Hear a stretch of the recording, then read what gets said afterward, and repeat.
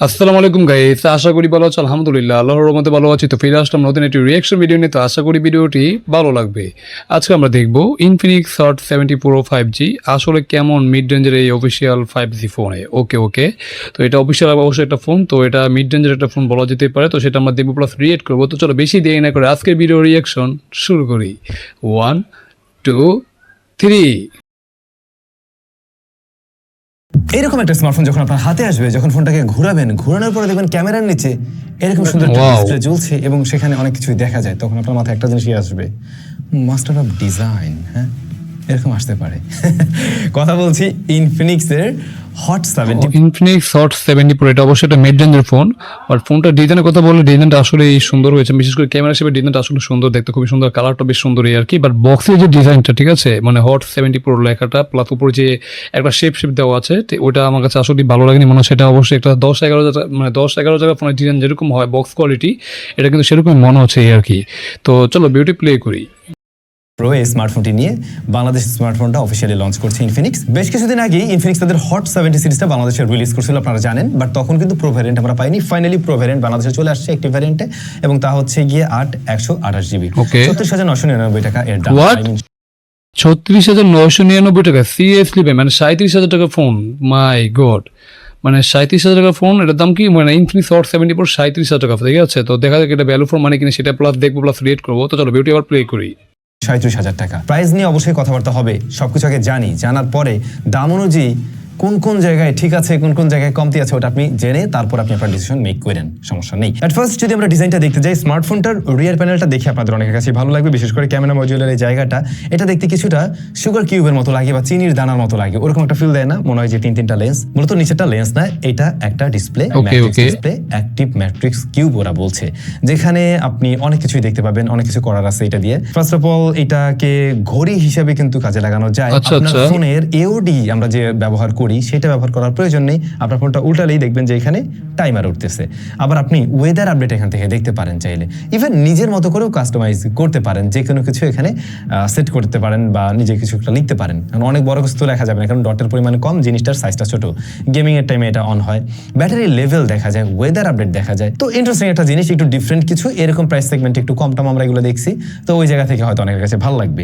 তাছাড়া রিয়ার প্যানেলটা একটু ভিগান লেদার টাইপের একটা ব্যাপার স্যাপার ওরা রাখছে, এটা অনেকের কাছে হয়তো ভালো লাগে। গ্লাসগুলোর চাইতেও পুরোটাই ম্যাট ফিনিশ হয়, যে কারণে ফিঙ্গারপ্রিন্ট, স্মাচেস এগুলো পড়ে না। বাট আমাদের কাছে এই রিভিউটা আসার পর আমরা যেটা দেখলাম, এই জিনিসটা বেশ ভালো রকমের, এই ডাস্ট অ্যান্ড আপনার হাতে যদি ময়লা টলার থাকে, ওইটা খুব ভালোভাবে ক্যারি করতে চাইবে। কারণ হাতে যদি কোনোভাবে ময়লা থাকে, ওইটা এই ভিগান লেদারের যে টেক্সচার এর মাঝে বসে যাচ্ছে এবং হাত থেকেও নোংরা লাগছে। ইভেন এই স্মার্টফোনটার সাথে যে কেসটা রয়েছে, এই কেসটা না মানে হয় নাই, ওই টিপিইউ কেসটা আরো বেটার কোয়ালিটির দেওয়া উচিত ছিল। সেটাই তো আমার কাছে খুবই মানে কেসটা ঠিক আছে, দেখতে সুন্দর, মানে একদম কি বলে, মানে পুরোপুরি ট্রান্সপারেন্ট করেনি, ঠিক আছে। বাট মাঝখানে যে মানে রিয়ার প্যানেলের যে মাঝখানে যে অংশটা, ওটা অবশ্যই ট্রান্সপারেন্ট করেছে, দেখতে খারাপ লাগছে না। বাট তারপর এটা মনে হচ্ছে একটা 37,000 টাকা ফোনের মধ্যে এই কেসটা আসলে গ্রহণযোগ্য না। এখানে যদি একটা ব্ল্যাক কালারের বা ওই কালারের মধ্যে, মানে এটা কি কালার বলে যায় না, এই কালারের মধ্যে যদি পুরো একটা কি মানে মানে কেসটা তৈরি, মানে কেসটা যদি তৈরি করা হতো, তাহলে দেখতে খুবই সুন্দর হতো আর কি, বা খুবই প্রিমিয়াম মনে হতো। বাট যে কেসটা দিচ্ছে, এটা আসলেই মানে খুবই বলা যায় একদম খুবই ন্যানো কোয়ালিটি বা লো কোয়ালিটির একটা কেস এই আর কি। তো চলো বিউটি প্লে করি। বাজেটের মনে হয়েছে আর কি। আপনারা ভালো কেস লাগলে কিনে নিয়ে অবশ্যই করতে পারেন, ওইটা প্রোডাক্টিভ, বাট ওইটা কোয়ালিটি আর একটু বেটার হতে পারতো বলে আমার মনে হয়েছে। ফোনটা অনেক বেশি মোটা না, স্মার্টফোনটিতে একটা এক্সট্রা বাটন আপনারা পাবেন, যেটা কন্ট্রাস্টি ভাইব দেবে, কারণ এটা অরেঞ্জ কালারের, ফোলাক্স ওপেন হয় মূলত এটার মাধ্যমে, এই যে শুনতেছে। আর 3.5 মিলিমিটার হেডফোন জ্যাকটা এতে নেই, যেহেতু ফোনটা যথেষ্ট স্লিম আসলে। প্লাস্টিক বিল্ড, IP68 এর রেটিং রয়েছে, স্প্ল্যাশ প্রুফ। আবার চাইলে আপনি পানির নিচে নিয়ে একটু ফটোগ্রাফিও অবশ্যই IP68 মোটামুটি স্ট্যান্ডার্ড রেটিং বলা যায়। তো অবশ্যই পানিতে যদি ফোনটা পড়ে যায়, ফোনে কোনো সমস্যা নেই, বলা যায় অনেকটা ওয়াটার প্রুফ এই আর কি। বাট বেশিক্ষণ রাখা যাবে না, মানে 30 মিনিট রাখতে পারবে এই আর কি। আর যারা পানির নিচে ফটোগ্রাফি ভিডিও শুট করতে হবে, তারা অবশ্যই করতে হবে, বাট 30 মিনিটের মধ্যে করতে হবে, ঠিক আছে। এটা অবশ্যই মাথা রাখা উচিত। তো চলো বিউটি প্লে করি। চলেন তাহলে আমরা একটু এবারে ভিতরের দিকে যাই, আন্ডার দ্য হুড কি আছে একটু দেখি। এই স্মার্টফোনটার মডেল নাম কি? Hot 70 Pro, right? No, Hot 70 Pro 5G যেহেতু অবশ্যই 5G চিপ থাকাটা মাস্ট। এখানে আমরা দেখতে পাই মিডিয়াটেক ডাইমেনসিটি 7100 রয়েছে। মানে মিডিয়াটেকের ডায়মেনসিটি 7100, তাও আমরা পাচ্ছি তোমার কি 37,000 টাকার মধ্যে, ঠিক আছে, যেটা আই থিঙ্ক বাজেট হিসেবে কি এটা মেক সেন্স করে না, ঠিক আছে, মানে মানে চিপসেটটা এটা যদি প্রাইস ফোনটার প্রাইস এরকম হতো যে 26 থেকে 27 বা 28,000 টাকার মতো হতো, তাহলে বলতাম যে চিপসেটটা ঠিকঠাক ছিল বা বর্তমান ফোন হিসেবে কি পুরো পারফেক্ট একটা ফোন ছিল। বাট যে প্রাইসে ফোনটা এসেছে এটা মানে 10,000 টাকা বেশি, মানে বুঝতে পারছো, মানে 37,000 টাকা, যেটা 10,000 টাকা বেশি। তো 10,000 টাকা বেশি হিসেবে ফোনটা মানে কি মানে এসে আসলে আমি চিপসেটটা ভ্যালু ফর মানি বলতে পারছি না, যদি এই চিপসেটটা মোটামুটি রেগুলার কাজ টুকটাকি গেমিং করতে পারবে, সমস্যা হবে না, তারপরও বাজেট হিসেবে চিপসেটটা যাচ্ছে না, যেটা আসলে একটা হতাশার। তো চলো বিউটি প্লে করি। যা মূলত একটি 5G চিপ, UFS 2.1 হলো গিয়ে স্টোরেজ টাইপ, এবং এই স্মার্টফোনটা out of the box run করে XOS 16 on top of Android 16। Unofficial ভাবে অনলাইন থেকে আমি যতটুকু জানতে পারছি 3টা মেজারমেন্ট পাওয়া যাবে, যদি তাই হয় তাহলে সেটা খারাপ নয় অ্যাজ এ অফিসিয়াল ডিভাইস। এখন এই যে SoC MediaTek Dimensity 7100, এটা অফকোর্স একটা 5G চিপ, যে কারণে আমরা 5G এনাবেলড একটা ডিভাইস পাচ্ছি, ফিউচার প্রুফ ওই জায়গায়। অবশ্যই। বাট এটা কেমন ধরনের চিপ? এটাকে বলতে পারেন এন্ট্রি লেভেল টু মিড রেঞ্জের দিকে, মানে এখানে আন্তর্জাতিক 6,54,769। হ্যাঁ, আসলে এন্ট্রি লেভেল টু মিড রেঞ্জের চাই সেরকম একটা চিপসেট দিয়েছে, বাট বাজেটটা তোমার 37,000 টাকা, ঠিক আছে, 37,000 টাকা হিসেবে আসলে এই চিপসেটটা আসলে মানানসই না। হ্যাঁ, বর্তমানে ফোনের দাম অনেক বেশি, তো ওই হিসেব করলে ঠিক আছে, বাট এক সময় আমরা 20-25,000 মানে এই চিপসেট বা মানে এই ধরনের চিপসেট কি পেয়ে থাকতাম, বাট এখন আমরা পাচ্ছি সেটা 37,000 প্লাস, ঠিক আছে, যেটা কিন্তু আসলে একটা হতাশার ব্যাপার। তো কি আর করার, এখন যাদের দরকার তারা অবশ্যই নিবেই। তো চলো বিউটি প্লে করি। যাচ্ছে আবার বলতে পারেন মিডিয়াটেকের এই ডিমেনসিটি সিরিজের বেজের দিকের একটা চিপ। রেগুলার কাজবাজ এই প্রসেসর ভালোভাবেই সামলাতে পারে, তাতে সমস্যা হয় না। গেমিং এর জন্য ওইভাবে ডেডিকেটেডলি তৈরি করা না, বাট টুকটাক গেমিং করা যায়। তবে XOS এর কি অবস্থা? হ্যাঁ, এর মাঝে বেশ কিছু ব্লোটওয়্যার রয়েছে। আই থিঙ্ক যে এগুলো ক্লিয়ার করে নিলে আপনার কাছে এই ফোনটা আর বেশি ক্লিন লাগবে। ওদের UI নিয়ে এর আগে আমরা অনেকবার কথা বলছি এবং আগের চাইতে অনেকটাই রিফাইন করা ট্রাই করছে। ট্রু, আরো সুযোগ আছে, যেটা আমার মনে হয় মানে আরো একটু প্রিমিয়াম ভাইব নিয়ে আসা সম্ভব, এমনকি ইউজার এক্সপিরিয়েন্সের দিক থেকেও আর একটু বেটার কিছু দেওয়া যেতে পারে। তবে নর্মালি স্মার্টফোনটা যথেষ্ট স্মুথ, ডে টু ডে লাইফের কাজ বাস যথেষ্ট ভালোভাবে হ্যান্ডেল করতে পারছে। এই স্মার্টফোনটাতে আপনি 8GB র্যাম পাচ্ছেন, আপনি অ্যাট এ টাইম বেশ কয়েকটা অ্যাপ্লিকেশন নিয়ে কাজ করতে পারবেন। অ্যাপ ওপেন ক্লোজ টাইম একদম সুপার লেভেলের ফাস্ট না। একটা সময় আপনি এই বাজেটে অ্যারাউন্ড 35K বা এটার দাম তো 37,000 টাকা, এই প্রাইস পয়েন্টের স্মার্টফোনে, সেটা অফিসিয়াল হোক আনঅফিসিয়াল হোক, আপনি ফ্ল্যাগশিপ কিলার টাইপের একটা পারফরমেন্সকেই পেতে দেখতে। অবশ্যই। এখন আপনি পাবেন কেমন জানেন? আপনি বছর 2 আগে বা 1.5 আগে আপনি 25,000 টাকার ফোনের থেকে যে পারফরমেন্স ডেলিভার করতে দেখতেন, এক্স্যাক্টলি সেই পারফরমেন্সটাই এখানে ডেলিভার করছে। হ্যাঁ, সেটাই মনে হচ্ছে, মানে বললাম না, মানে 25,000 টাকার ফোনে আমরা যেরকম পারফরমেন্স পেতাম, সেই পারফরমেন্সের মানে ফোন এখন আমরা পাচ্ছি 37,000 টাকা বা 25,000 প্লাস বা 30,000 প্লাস, ঠিক আছে, যেটা আসলে একটু হতাশার ব্যাপার। বাট এই প্রাইসে আমরা একসময় কি মানে সুপার ফ্ল্যাগশিপ ফোনও পেতাম, মানে স্ন্যাপড্রাগন 8 Elite Gen 5 বা 8 Elite Gen 4 বা 8 Elite 1 বা কি বলে তোমার MediaTek Dimensity 8300 এরকম সামথিং পেতাম। বাট এখন পাচ্ছি আমরা একটা 25,000 টাকার ফোন, সেটা পাচ্ছি এখন 37,000 টাকা, মানে 37,000 টাকা নিতে হচ্ছে। বুঝতে পারছো মানে কোন লেভেলের ফোনের দামটা বেড়েছে, তো যেটা আসলে একটা হতাশার ব্যাপার। তো চলো বিউটি প্লে করি। এর চাইতে সহজে মনে হয় বোঝানো সম্ভব না। তো আপনি যেটা খেয়াল করবেন, প্রত্যেকটা অ্যাপ থেকে একটা সুইচ করার ক্ষেত্রে ও কিছুটা টাইম নিচ্ছে, বাট ল্যাগ মেয়েরা বসে আছে, রিবুট করছে, একদম আটকে যাচ্ছে, এরকম প্রবলেম না।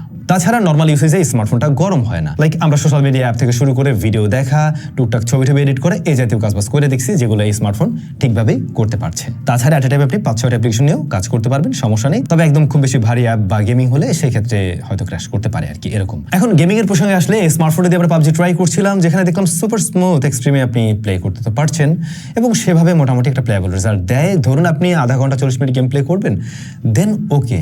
বাট আপনি যদি টানা গেমিং করতে চান PUBGর মতো গেমকে, আসলে এই স্মার্টফোন খুব দারুণভাবে রান করতে পারবে না। সেক্ষেত্রে ফোন মোটামুটি ভালো লেভেলে হিট হয়। এই যে এই পোর্শনটাতে ভালো রকমের গরম হয়। নট অনলি রিয়ার প্যানেল, আপনি সেই ইয়াটা সামনের দিকেও পাবেন, ডিসপ্লের দিকেও চলে আসে। তো আমার মনে হয় যে এই স্মার্টফোনটা দিয়ে ডেডিকেটেডলি গেমিং করার প্ল্যান থাকলে না নেওয়া উচিত, বাট সামটাইমস একটু সময় কাটাবেন, দেন ওকে। ফ্রি ফায়ারটাকে আর একটু ভালোভাবে রান করতে পারছে, যেটা একটু স্মুথলি রান করে। আমরা হাইয়েস্ট রেঞ্জেও প্লে করে দেখছি এবং মোটামুটি PUBGর তুলনায় এটার স্মুথনেসটা বেটার মনে হয়েছে। হ্যাঁ, অবশ্যই ফ্রি ফায়ারটা আসলে মানে যে কোনো আমরা মোবাইলে খেলে দেখুন সেটা একটু স্মুথনেস বেশি পাই, বা ওটা কি মানে প্লেবল একটা রেজাল্ট পাওয়া যায়, ঠিক আছে, মানে পাবজির তুলনায়। তো ওই হিসেব করলে যারা ফ্রি ফায়ার লাভ আছে তারা অবশ্যই খেলতে পারবে, কোনো সমস্যা নেই। বাট পাবজি বা কল অফ ডিউটি, ঠিক আছে, বা গেনশন ইম্প্যাক্ট, ঠিক আছে, ওগুলো ওই টাইপের গেমগুলো কি না খেলাটাই বেটার মনে করি। 2D টাইপের গেমগুলো খেলতে পারবে সময় টাচ করার জন্য, বাট ওগুলো না খেলাই উচিত, কারণ 2D টাইপের গেম খেলার সমস্যা না, যেগুলো 3D টাইপের গেম, মানে যে পাবজি তারপর ফ্রি ফায়ার বলো বা কল অফ ডিউটি, ঠিক আছে, গেনশন ইম্প্যাক্ট, ঠিক আছে, যেগুলো এই টাইপের যেগুলো একটু বাই টাইপের গেম, এগুলো না খেলাই বেটার। বাট টুকিটাকি খেলতে পারো বা সময় পাস করে 10 মিনিট 20 মিনিট খেলতে পারো, কখন সমস্যা হবে না। মানে কাজ চালিয়ে নিতে পারবে, এরকম একটা অবস্থা। বা যারা content creator, gaming content creator, তাদের জন্য আবার এটা ঠিকঠাক না, এটা অবশ্যই মাথা রাখা উচিত। তো চলো বিউটি প্লে করি। তাছাড়া আমাদের পোলাপানগুলো এটাতে জেনশন ইম্প্যাক্টও সাহস করে নামাইছে, ওটা দিয়েও ট্রাই করছে। আচ্ছা, আচ্ছা। চলে না তা আমি বলবো না, বাট ওই গেমটা অনেক ভারী, এই স্মার্টফোনের সাথে ওইটা অ্যাপ্রোপ্রিয়েট না। বরং আপনারা অপটিমাইজড গেমগুলো ট্রাই করুন বা 2D টাইপের গেমগুলো ট্রাই করুন, দেন সময় কাটানোর মতো একটা রেজাল্ট এর থেকে বের করতে পারবেন। এর চাইতে বেশি এক্সপেকটেশন রাখাটা একদমই উচিত হবে না। Okay. পারফরমেন্সের জায়গাটাকে আপনি এই মুহূর্তে দাঁড়িয়ে অ্যাজ এ অফিসিয়াল ডিভাইস না অনেক বেশি খারাপ না অনেক বেশি ভালো, কোনোটাই বলতে পারছেন না, মানে মেনে নিতে হচ্ছে এরকম একটা বিষয় আর কি। তবে স্মার্টফোনটার দাম, সত্যি বলতে দাম যদি কম হইতো আরো কিছুটা, লাইক 33K অ্যারাউন্ড, তাহলে আমি বলতাম খুব ভালো একটা প্রসেসরই দিছে এই মুহূর্তে দাঁড়িয়ে অন্তত। এই অন্যদিকে স্টোরেজ টাইপটা 2.1 হওয়াতে ওইটার থেকেও কিন্তু একদম টপ লেভেলের পারফরমেন্স আশা করতে পারেন না। অ্যাটলিস্ট 3.1 এরকম কিছু যদি আমরা পেতাম, তাহলে কিন্তু ডে টু ডে লাইফের বা যে কোনো কাজ বাজে ট্রানজ্যাকশনের ক্ষেত্রে আমরা আরেকটু স্পিড বেশি পেতাম। অলরাইট, চলেন আমরা ক্যামেরাতে চলে যাই। স্মার্টফোনটাতে ক্যামেরা হিসেবে রয়েছে 50 মেগাপিক্সেলের মেইন শুটার, এছাড়াও একটা অক্সিলারি সেন্সর রয়েছে, অ্যান্ড ফ্রন্ট ফেসিং ক্যামেরা রয়েছে 8 মেগাপিক্সেল। সিরিয়াসলি ভাই, সিরিয়াসলি মানে আমরা একটা 37,000 টাকা ফোন ক্যামেরা ফ্রন্ট ক্যামেরা পাচ্ছি মাত্র 8 মেগাপিক্সেল ভাই, এটা ভাই আসলে মানা যায় ভাই? এটা কেমন হলো ভাই? এটা তো খুবই হতাশার। মানে কস্ট কাট করেছে, এরকম ভাবে কস্ট কাট করেছে, বাট দামে কিন্তু কোনো কস্ট কাট করেনি, দামে কিন্তু ঠিকই সেই হাই প্রাইস, ঠিক আছে? তো দাম হিসেবে এটা আসলেই মেক সেন্স করছে না, ঠিক আছে? যেটা কিন্তু আসলে সমস্যা। মানে সেলফি ক্যামেরা সেখানে পাচ্ছি আমরা 8 মেগাপিক্সেল ভাই, এটা আসলে ভাই হতাশার ব্যাপার। আমরা এই প্রাইসে কিন্তু একসময় আল্ট্রাওয়াইড বা ইভেন কি অনেক সময় টেলিফোটো পেতাম, বাট এখন টেলিফোটো তো দূরের কথা, আল্ট্রাওয়াইড আমরা পাই না। আমরা দিচ্ছে একটা অক্সিলারি সেন্সর, যেটা কোনো কাজের একটা সেন্সরই না।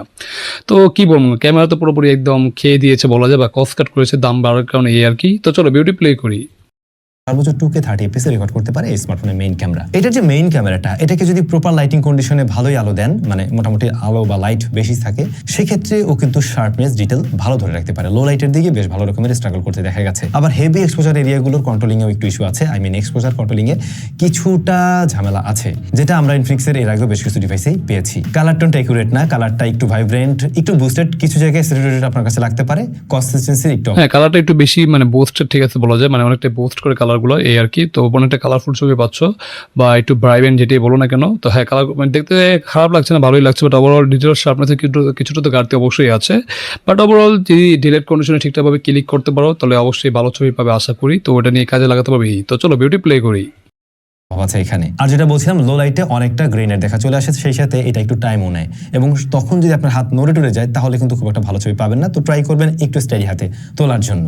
যদিও কোনো ডেডিকেটেড ডেপথ সেন্সর বা টেলিফটো নেই, তারপর আপনারা তিনটা ফোকাল লেন্থে ছবি তুলতে পারবেন, 24, 35 অ্যান্ড 50 mm এ। 24 এ যেটা হয়, ওইটার ছবিগুলোতে শার্পনেস ডিটেল একটু বেটার পাওয়া যায়, কিন্তু সত্যি বলতে 35 অ্যান্ড 50 mm দেখতে ভালো লাগে, এই ডিসপ্লেতে অন্তত দেখতে ভালো লাগে, মোবাইলের ডিসপ্লেতে। বাট আপনি যখন বড় করে দেখতে যাবেন, তখন আপনার কাছে আপনি বুঝতেই পারবেন যে ছবিটা অনেক বেশি সফট, কারণ এটা জুম করে ডিজিটালি জুম করে ক্রপ করে দেন এই কাজটা করছে। এখন যেটা হয়, ব্যাকগ্রাউন্ড ব্লারনেসটা আর্টিফিশিয়াল কম লাগে, সেক্ষেত্রে ভালোই লাগে। আবার এজ ডিটেকশনও মোটামুটি ম্যাক্সিমাম টাইমে ভালোই দেয়, কিছু কিছু জায়গায় মিসম্যাচ ছাড়া আর কি, যেমন চুল টুল এরিয়া ছাড়া।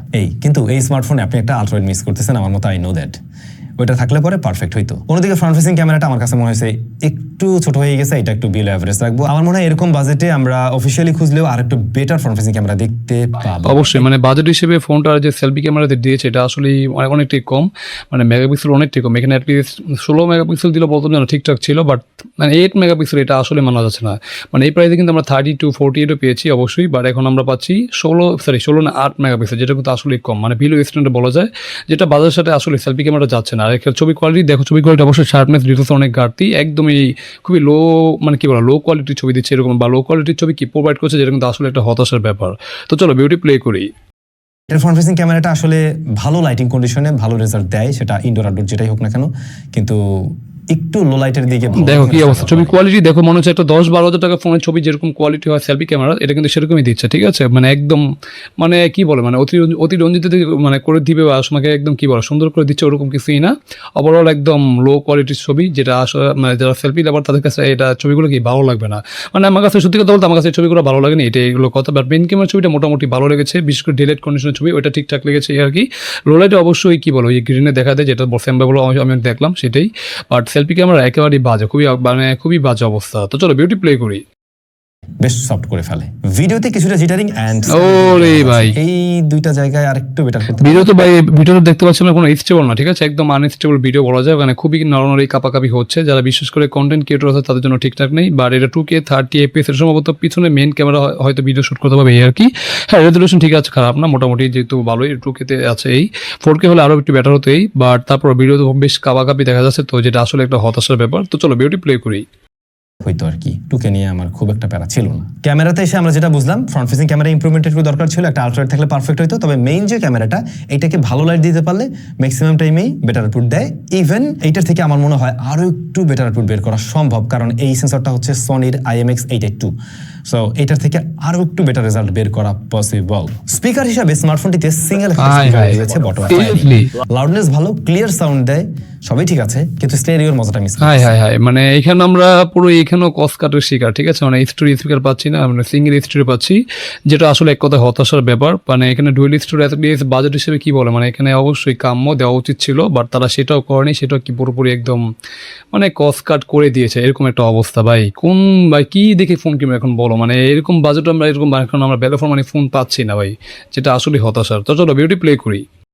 37K তে আমি অবশ্যই একটা স্টোরি আশা করি, সেটা থাকলে ঠিকঠাক হয়ে যাবে। সেটাই। সাইড মাউন্টেড ফিঙ্গারপ্রিন্ট স্ক্যানার, এটা হাই ওকে আছে। সিরিয়াসলি ভাই, এখানে সাইড মাউন্টেন ফিঙ্গারপ্রিন্ট পাচ্ছি ভাই।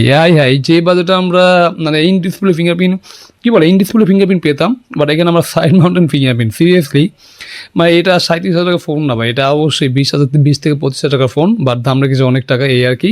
যদি ফোনের দাম অনেক বেশি, তো দামটা আসলেই বেশি হয়েছে, দাম হিসেবে এটা আসলে ভ্যালু ফর মানি বলতে পারছি না, আমি এখনই বলে দিলাম। তো সাইড মাউন্টেন ফিঙ্গারপ্রিন্ট এটা আসলেই মানা যাচ্ছে না। আর ডিসপ্লেটা দেখো, ডিসপ্লের কথা তো ভুলেই গিয়েছিলাম গাইস, দেখো ডিসপ্লেটা একটু রাউন্ড শেপ মনে হচ্ছে, বাট চিন বেজেলটা দেখো, বিশেষ করে লোয়ার বেজেল অনেক মোটা, অনেক মানে এই বাজেটের ফোন আমরা দেখি রাউন্ড শেপ ডিসপ্লে দেখি, প্লাস ন্যানো চিন বেজেল সিমেট্রিক্যাল দেখি, দেখতে খুবই প্রিমিয়াম লাগে। বাট এই ফোনটাই দেখো ডিসপ্লেটা একদম পুরোপুরি, বিশেষ করে উপরের আর দুই পাশে চিনকে অনেকটা মানে হয় ওটা মোটা, ঠিক আছে, একেবারে যে থিন কোর্স সেটাও না, অনেকটাই মোটা, কিন্তু ওটা একটু সিমেট্রিক্যাল রাখার চেষ্টা করছে। বাট লোয়ার বেজেলটা অনেক মোটা, ঠিক আছে, যেটা বাজেট হিসেবে আসলে মেক সেন্স করে না, তো যেটা আসলে সমস্যা। এই ডিসপ্লেটাকে আসলে অ্যামোলেড নাকি IPS সেটা এখন আমি জানি না। তো চলো বিউটি প্লে করি। হাত অনুযায়ী মোটামুটি ওকে আমি বলবো। অন্যদিকে যদি ডিসপ্লের কাছে চলে আসি, স্মার্টফোনটিতে 144 হার্টজ হাই রিফ্রেশ রেটের একটা প্যানেল রয়েছে, যেখানে আমরা দেখতে পাই মূলত এটা একটা IPS। ও আচ্ছা IPS LCD, ঠিক আছে, যার জন্য এখানে তোমার কি সাইড মাউন্টেড ফিঙ্গারপ্রিন্ট দিতে তারা বাধ্য হয়েছে।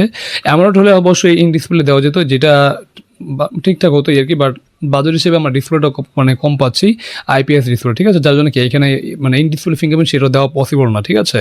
তো চলো বিউটি প্লে করি। 950 নিটসের মতো ব্রাইটনেস আছে, এটা SBM, তো দেখা যায় ডিরেক্ট সানলাইট আউটডোর ইনডোর সব জায়গায় মোটামুটি ঠিকঠাক দেখা যায়। এখন এইটা একটা IPS LCD প্যানেল হলেও আমার মনে হয় ভিডিওটা যে এতক্ষণ আপনারা দেখছিলেন, এইটার কালার লেভেলটা দেখা বোধহয় আপনাদের কাছে মনে হয় না যে IPS, কারণ এটা বেশ কালারফুল একটা ডিসপ্লে। সেই সাথে এখানে আমরা PPI ভালো দেখছি, পিক্সেল পার ইঞ্চ 441 441, যার ফলে এই ডিসপ্লেটা বেশ শার্প আপনার কাছে মনে হবে। অ্যাজ এ IPS ডিসপ্লে ভালো ডিসপ্লে, সোজা কথা এটাই। তবে অ্যামোলেডের মতো তো আর ওই লেভেলে হবে না, যেমন ব্ল্যাকটা একদম পিওর ব্ল্যাক দিতে পারবে না খুব স্বাভাবিক অর্থেই। আদারওয়াইজ যদি একটা IPS ডিসপ্লে হিসেবে কনসিডার করেন, তাহলে এটা একটা ভালো ডিসপ্লে, ওটুকু বলাই যায়। প্রোটেকশনের ব্যাপারটা নিয়ে একটু সন্দিহান, আপনারা একটা গ্লাস প্রোটেক্টর ব্যবহার করিয়েন। আর লোয়ার চিনটা একটু মোটা হয়ে গেছে, এই যুগের সাথে এটা বেমানান লাগে যখন আমি 35K প্লাস দিয়ে একটা স্মার্টফোন কিনছি। টপ সেন্টারে 5 হোল কাটার রয়েছে, ওভারঅল এটার বেজেল বা চিন এরিয়া আর একটু ন্যারো করে দিলে IPSটা নিয়ে আমি কমপ্লেন করতাম না, কারণ এক অর্থে IPS ডিসপ্লে গ্রিন লাইনের ইস্যু পড়ার পসিবিলিটি নেই, আর এইটার ডিসপ্লেটা আসলে IPS হলেও ভালোই আছে, বাট চিন মোটা। আসলে রেজোলিউশন ফুল HD প্লাস, ব্যাটারি আছে স্মার্টফোনে 6000 mAh এর এন্ড 45 ওয়াটের চার্জিং সিস্টেম। ওকে, মানে 6000 mAh এর ব্যাটারি, যেটা স্ট্যান্ডার্ড বলা যায়, খারাপ না, মানে বর্তমান হিসেবে ঠিকঠাক আছে, মানে ব্যাটারি চার্জার দুইটাই ঠিক আছে বলা যায়, এটা খারাপ না। বাট ডিসপ্লেটা আসলে হতাশার ছিল এই আর কি, মানে এমন ডিসপ্লে পাচ্ছি না। IPS ডিসপ্লে হ্যাঁ অবশ্যই কালারফুল, বাট এই IPS হওয়ার সত্যি কি এখানে আমরা ইন ডিসপ্লে ফিঙ্গারপ্রিন্টটা পাচ্ছি না, যেগুলো একটা আবার সমস্যা। তো চলো বিউটি প্লে করি। এই কম্বোকে আপনি খারাপ বলতে পারেন না, এই ডিভাইস 8 আওয়ার্সের মতো একটা SOT দিতে পারে, তো একদিন খুব ভালোভাবে চালানো যায়। SGS certified, SGS 5 star certified, শক্তপোক্তর জন্য ওকে, মোটামুটি শক্তপোক্ত আছে স্মার্টফোন। ইভেন ডিজাইনের কথা বলছিলাম, ডিজাইনটা আসলে খুবই সাবজেক্টিভ একটা ব্যাপার, হয়তো আপনাদের কাছেও ভালো লাগতে পারে, মোটামুটি লেগেছে। কিছু AI ফিচার্স আছে যেগুলো আপনাদের হয়তো বা প্রয়োজন হয়, এগুলো নিয়ে আমি আর কাটাকাটিতে গেলাম না। এবারে চলুন আমরা একটু ফাইন্ড আউট করি এই স্মার্টফোনটা 37,000 টাকায় কোন কোন জায়গায় আমাদেরকে কম দিয়ে ফেলছে। ফার্স্ট অফ অল আমরা একটা আলট্রাওয়াইড পাইলে ভালো হতো। দ্বিতীয়ত এই স্মার্টফোনটাতে স্টেরিও স্পিকার অবশ্যই থাকা যুক্তিসঙ্গত, অবশ্যই। তৃতীয়ত এইটাতে অ্যামোলেড ডিসপ্লে দিতে পারলেই পারফেক্ট হইতো। এখন এই জিনিসগুলো নাই কেন? নাই হচ্ছে কস্ট কাটিং। আমি এর আগে একটা ভিডিওতে বলছিলাম, খুব রিসেন্টলি খেয়াল করবেন আপনারা, স্মার্টফোন ব্র্যান্ডগুলো ছোট ছোট অনেক জায়গায় কস্ট কাটিং করা ট্রাই করবে, কারণ র্যাম স্টোরেজ অ্যান্ড হচ্ছে গিয়ে SoC, স্ন্যাপড্রাগন তাদের SoCর দাম গত 2-1 দিন আবার বাড়িয়েছে, তো ফোনের দাম আবার বাড়বে। তো এতে করে যেটা হবে, স্মার্টফোন ব্র্যান্ডগুলো তো দাম বাড়াতে বাড়াতে দেখেন এই স্মার্টফোন হয়তো বা 25,000 টাকায় লঞ্চ করতো ইনফিনিক্স, বাট সেটা ওরা পারেনি, এই জায়গায় চলে আসছে, বা আরো নিচে হয়তো লঞ্চ করতো। যখন আরো পারবে না তখন আরো কস্ট কাটিং করা শুরু করবে। এখন তো আপনি আইপিএস ফুল এইচডি প্লাস দেখছেন, হয়তো এরপরে দেখবেন এইচডি প্লাস হয়ে যেতে পারে। তো এই হচ্ছে গিয়ে কস্ট কাটিং এর শিকার। আমরা এর আগে ভাবছিলাম 2027 সালের ফার্স্ট কোয়ার্টারে হয়তো বা এই ঝামেলা শেষ হতে পারে। এখন যতটুকু জানতে পারছি, চাইনিজ বেশ কিছু ব্র্যান্ডের একদম টপ লেভেলের সাথেও আমাদের টুকটাক কথা হয়েছিল। লাস্ট মাসেও আমি চায়না গিয়েছিলাম, আবারও যাবো এই মাসে। তো ওনারা যেটা আমাদেরকে জানাচ্ছিল যে এই সিচুয়েশন বোধহয় আমাদেরকে আরও একটু সময় পার করতে হবে। জানি না আসলে এই সমস্যার সমাধান কবে হবে। আপনাদের উদ্দেশ্যে আমি এটাই বলবো, এই মুহূর্তে যদি ফোন একান্ত প্রয়োজন না হয়, আপনি যেটা ব্যবহার করছেন ওটা দিয়ে চলে যায়, ভাই চালান, যতদিন পারেন চালান। ফোনের মানে এই দাম না, আসলে এই স্মার্টফোনের এই দাম হয়ই না, এটা কোনোভাবে হয়ই না। বাট যদি কিনতেই হয় তাহলে দেখুন আপনার হাতে অপশন নেই, সেক্ষেত্রে আপনার জন্য এই স্মার্টফোনই আছে। এখন এই স্মার্টফোনটার ভালো দিকগুলোর মধ্যে যদি আমরা খুঁজে বের করতে চাই, ডিজাইনটা সুন্দর আছে, আমার কাছে ভালোই লাগছে। এই ম্যাট্রিক্স ডিসপ্লের ব্যাপারটা নতুনত্ব, হয়তো অনেকে দেবে। পারফরমেন্সের জায়গাটা এই মুহূর্তে দাঁড়িয়ে খারাপ বলার সুযোগ নেই অ্যাজ অফিসিয়াল ডিভাইস। সামনের ডিসপ্লেটা অ্যাজ এ আইপিএস ভালো রেজাল্টই দিচ্ছে, ব্যাটারি ব্যাকআপ ভালো দিচ্ছে। তারপরে মেইন যে ক্যামেরাটা, ওইটার রেজাল্ট আমরা প্রপার লাইটিং কন্ডিশনে ভালো দেখছি। আর থাকে কি IP68 user to user very করবে, অনেকের জন্য কাজে লাগতে পারে। এই বিষয়গুলো যদি আপনার কাছে মনে হয় যে আমার জন্য ঠিক আছে, আমার এইগুলো হলেই চলে, দেন ডেফিনেটলি আপনি দেখতেই পারেন। এই ফোন কোনোদিনও 128GB হওয়ার কথা না, 256GB হওয়ার কথা ছিল, রাইট? কিছু করার নেই। আপনাদের কাছে ইনফিনিক্স এই ডিভাইস কেমন লাগলো মাস্ট কমেন্ট করে জানাবেন। সবাই ভালো থাকবেন, দেখা হচ্ছে স্যামসাংয়ের নতুন কোনো ভিডিওতে। তো যাই হোক গাইস, এখানে ভিডিওটি শেষ হয়ে গেল। আমরা দেখে নিলাম ইনফিনিক্স হট 70 Pro 5G। তো যেটা আমি এক কথায় বলে দিতে পারি, এটা আসলে ভ্যালু ফোন মানি না। বর্তমানে অবশ্যই ফোনের দাম অনেক বেশি, কিন্তু এই ফোনের দামটা হওয়া দরকার ছিল 25 থেকে 27, বাট সেই জায়গায় আমরা পাচ্ছি 37,000 প্লাস। ঠিক আছে, 10 থেকে 12,000 টাকা কি বেশি। তো দাম হিসেবে এটা আসলে ভ্যালু ফোন মানি বলতে পারছি না। প্লাস কি এর যে ক্যামেরা সেকশনটা, মানে বিশেষ করে সেলফি ক্যামেরা ভাই, ওইখানে ভাই আসলে 8 মেগাপিক্সেল, এটা কি আসলে মানা যায়? তোমরাই বলো, যেটা আসলে একটা সমস্যা। প্লাস কি চিপসেটটা মোটামুটি দিয়েছে, হ্যাঁ অফিসিয়াল ফোন হিসেবে ঠিক আছে বলা যায়, বাট তারপর একটু পাওয়ারফুল অ্যাক্সেস দেওয়া দরকার ছিল, যেটা তারা করতে পারেনি। তারপর একটা আল্ট্রা ওয়াইড সেন্সর দেওয়া দরকার ছিল, সেটা কি তারা দিতে পারেনি। বুঝতে পেরেছো মানে কোন লেভেলের কস্ট কাটিং। প্লাস ডিসপ্লে পাচ্ছি আমরা আইপিএস ডিসপ্লে, যেই মানে এই বাজারে কিন্তু আমরা অ্যামোলেড ডিসপ্লে অনায়াসে পেয়ে থাকি, বাট সেই জায়গায় আমরা আইপিএস ডিসপ্লে পাচ্ছি, যেটা কিন্তু আসলে একটা সমস্যা। তারপর বলা যে ফোনটা আসলে ওভার প্রাইস, বাট দাম হিসেবে কি ফোনটা আসলে ভ্যালু ফর মানি বলতে পারছি না, এই আর কি। তো এই ছিল আজকে ভিডিওর ওভারভিউ আর রিয়াকশন। তো তোমাদের কাছে আজকে ভিডিওটি কেমন হলো তোমরা অবশ্যই কমেন্ট করে জানাতে পারো। যদি ভালো লাগে অবশ্যই লাইক করুন, চ্যানেলে নতুন হলে অবশ্যই আমাদের চ্যানেলটিকে সাবস্ক্রাইব এন্ড গেট দেবে। দেখা হবে নতুন কোনো রিয়াকশন ভিডিওতে। সে পর্যন্ত তোমরা ভালো থাকো। আল্লাহ হাফেজ।